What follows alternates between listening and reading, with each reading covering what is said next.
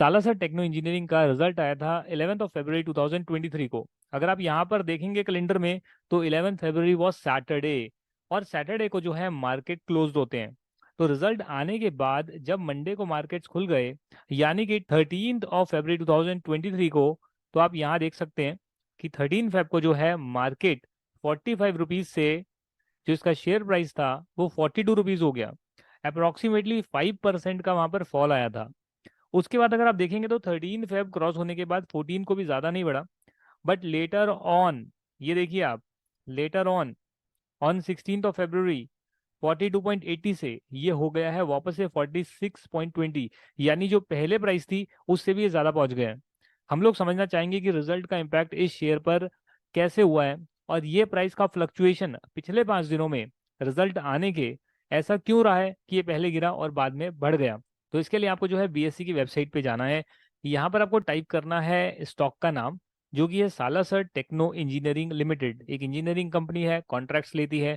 इसका detail financial model हमने बनाया हुआ है, और इसलिए जो है मैं आपको जो है यहाँ पे डिटेल में सिखा रहा हूँ। अगर आप सीखना चाहते हैं कि इसका फाइनेंशियल मॉडल कैसे डेवलप करें, जो कि आपकी स्क्रीन पर आ भी रहा है, हम ऑलरेडी डेवलप कर चुके हैं, तो ये आप मेरी एप्लीकेशन से सीख सकते हैं।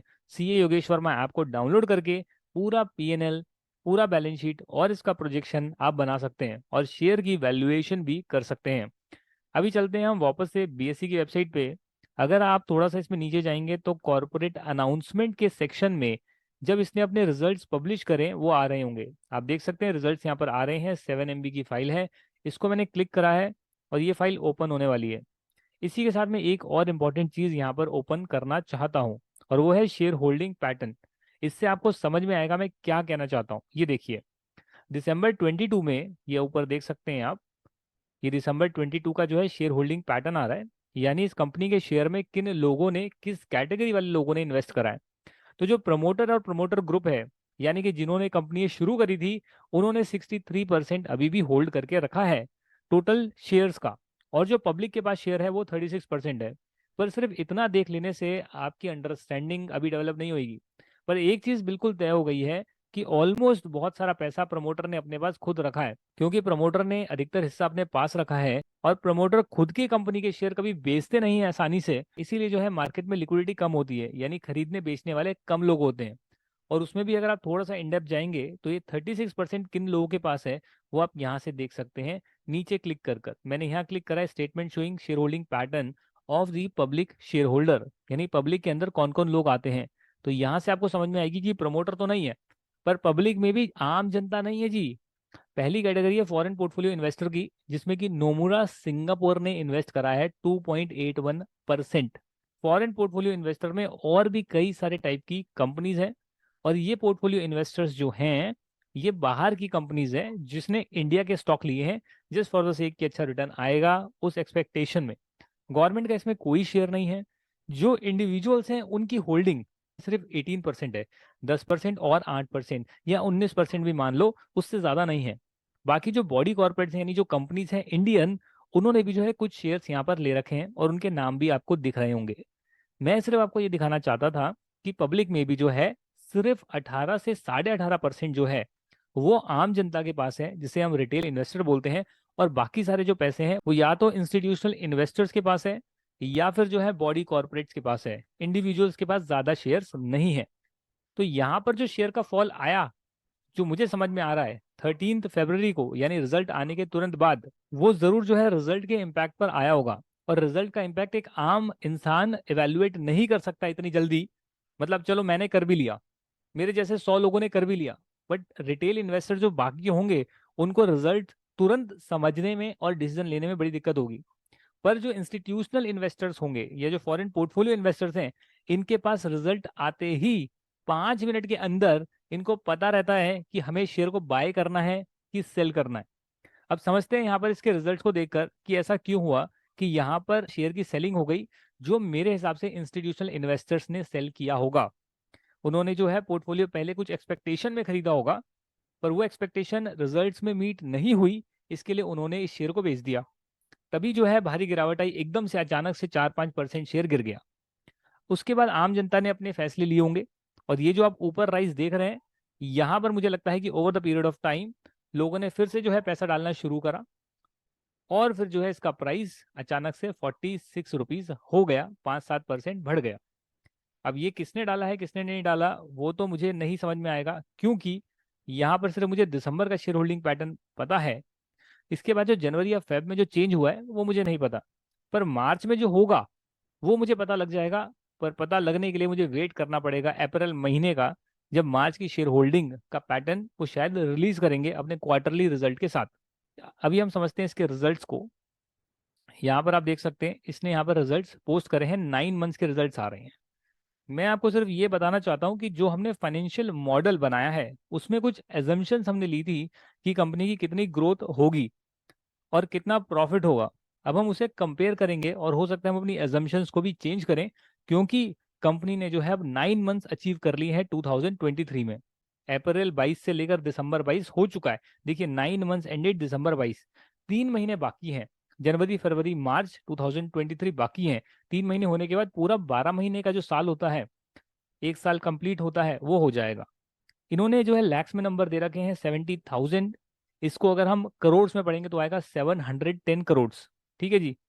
और अगर हम करोड़ में ना भी पढ़ें तो हमने भी नंबर जो है लैक्स में लिए हैं। आप यहाँ देख सकते हैं पर्टिकुलर्स INR लैक्स। तो मैं कह रहा था कि इसकी जो पूरे साल की सेल होगी वो होगी 79,000 लैक्स, करेक्ट। और 71,000 लैक्स तो इसने ऑलरेडी अचीव कर लिया। और सिर्फ सिर्फ दिसंबर के क्वार्टर में इन्होंने 24,000 लाख, 24,000 लाख अचीव करा है। तो अगर मैं ये भी मान लूं कि 24,000 लाख जो है वो ये अगले क्वार्टर में, जनवरी फरवरी मार्च के क्वार्टर में अचीव कर ही लेंगे, तो उस हिसाब से जो है 71,000 प्लस 24,000 भी मैं कर लूं तो कम से कम इसकी सेल 95,000 लैक्स यानी कि 950 करोड़ होनी चाहिए। और हो सकता है कि इनकी जो सेल्स है वो और भी बढ़ जाए, 1,000 करोड़ की सेल ये कर लें, ऐसा मुझे लग रहा है। पूरे साल खत्म होने तक, पूरा साल खत्म होने तक हमने अपनी अजम्पशंस में कम लिया है, इन्होंने बेहतर परफॉर्म करा है। दैट मीन्स कंपनी ने जो है अच्छा रिजल्ट दिया है। पर किसमें? सिर्फ रेवेन्यू में। अभी हमने पूरी पिक्चर नहीं जानी है। अब हम प्रॉफिट की बात करते हैं। यहाँ पर जो प्रॉफिट आ रहा है इनका, वो आ रहा है 2,500 लैक्स, यानी 25 करोड़ रुपए का प्रॉफिट आ रहा है। तो अगर मैं यहाँ पर सिर्फ प्रॉफिट के मार्जिन देखना चाहूँ, प्रॉफिट के मार्जिन क्या होते हैं कि भाई 25 करोड़ यानी कि 2,550 लैक्स का इनको है प्रॉफिट। ठीक है जी। और जो इनकी सेल्स हुई है वो सेल्स आप यहाँ देख सकते हैं कितनी हो रही है। अभी हमने देखी थी 71,000 लैक्स, राउंड ऑफ करके ले रहे हैं, बिल्कुल एग्जैक्ट नहीं लिख रहा। पॉइंट्स में इतना फर्क नहीं पड़ेगा, हमें सिर्फ एक परसेंटेज निकालना है। तो 71,000 लैक्स प्रॉफिट को अगर मैं डिवाइड करूंगा सेल से तो परसेंटेज निकल कर आएगी 3.6% का प्रॉफिट का मार्जिन है। और 25 करोड़ का प्रॉफिट है, यानी 2,500 लाख रुपए का इनको प्रॉफिट है। अगर मैं उसको अपनी एजम्पशन से चेक करूं तो हमने प्रॉफिट माना था 4,100 रुपए का, और प्रॉफिट का मार्जिन जो होगा वो इस हिसाब से कितना निकल कर आएगा, यहाँ से आप देख सकते हैं मार्जिन आ रहा था 5.2%। बात समझिएगा। इन्होंने अभी कितना प्रॉफिट अचीव करा है वो आपको यहाँ से दिखेगा, करीब करीब 2,552। ये प्रॉफिट इन्होंने अचीव करा है, करेक्ट। अगर मैं मान लूं कि अगले क्वार्टर में जो ये नेक्स्ट महीने करने वाले हैं उसमें अगर ये 1,000 का भी अगर प्रॉफिट और जोड़ लूं मैं, फॉर एग्जांपल यहाँ आप देख सकते हैं दिसंबर क्वार्टर में, सिर्फ दिसंबर मतलब 3 महीने के अंदर इन्होंने 1,000 लाख रुपए यानी 10 करोड़ का प्रॉफिट करा है। तो अगर मैं इसमें जोड़ लूं कि अगले महीने भी इतना तो कर ही लेंगे, तो पूरे साल का हो जाता है 3,600 लैक्स। ठीक है जी। और मैंने एक्सपेक्ट कितना किया था कि पूरे साल में कितना होना चाहिए, 4,195 लैक्स। होगा कितना? 3,621 बेस्ड ऑन कि भैया 9 महीने तो हो चुके हैं, तो कितना परसेंटेज होगा? 3.62%। मैंने कितना एज्यूम करा था? 5.28%। तो ये जो इंस्टीट्यूशनल इन्वेस्टर्स हैं जो आपने यहाँ पर देखा, जिसके अंदर नोमुरा सिंगापुर लिमिटेड आ रही है, फोर्ब्स EMF आ रही है, इन्होंने भी अपने फाइनेंशियल मॉडल बनाए होंगे। इन्होंने भी फाइनेंशियल मॉडल में हो सकता है, यहाँ पर हमने तो कंजर्वेटिव साइड में सेल्स ग्रोथ कम ली है, इन्होंने ज्यादा ही ली हो। जैसे मैं अपनी एजम्पशंस चेंज कर देता हूँ, चलो मैं इसको 40% से इंक्रीज कर देता हूँ, तो ये मेरी करीब करीब 96,000 मतलब मोटा मोटी 1000 करोड़ के आसपास की सेल्स होने वाली है। उसी प्रपोर्शन में जो है मेरे सारे और नंबर्स भी चेंज हो जाएंगे, मेरे एक्सपेंसेस चेंज हो जाएंगे क्योंकि वो सेल्स के एक परसेंटेज से निकल कर आ रहे हैं, और मेरा प्रॉफिट भी चेंज हो जाएगा। प्रॉफिट जो है करीब करीब मेरा बनेगा 5266 यानी 52 करोड़। पर कंपनी जो अब कर पाएगी, जो मुझे लग रहा है प्रॉफिट पूरे साल में, वो कितना करेगी? 25 करोड़ इसने अभी करा है, और मैं अगर 10 करोड़ जोड़ लूँ तो 35 करोड़ हो जाएगा। पर मैंने कितना माना है? 52 करोड़। यानी कि जो मैंने मार्जिन एज्यूम करे हैं उससे कंपनी के मार्जिन गिरने वाले हैं।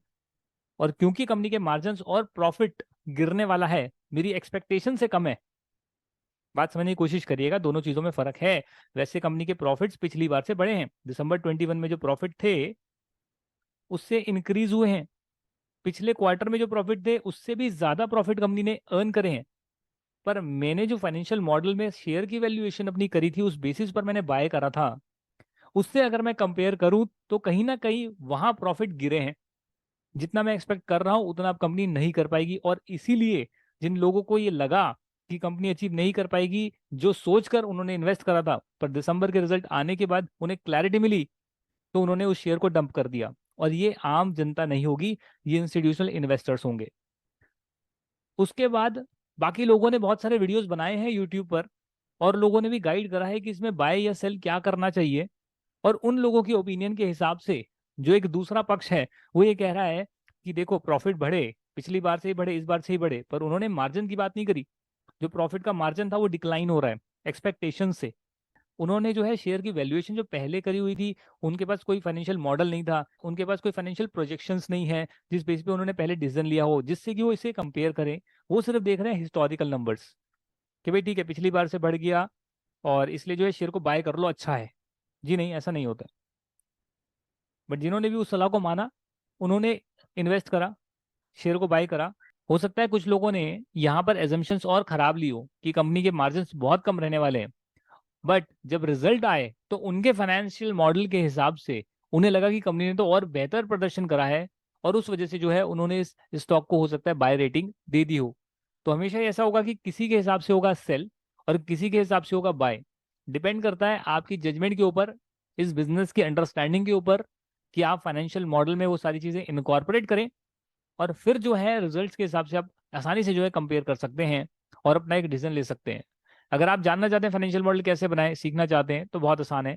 आज के लिए मैंने ऑफर निकाला हुआ है, सिर्फ 99 रुपीज़ में फाइनेंशियल मॉडलिंग का कोर्स मैं आपको दे रहा हूँ, और ये बहुत सिंपल है।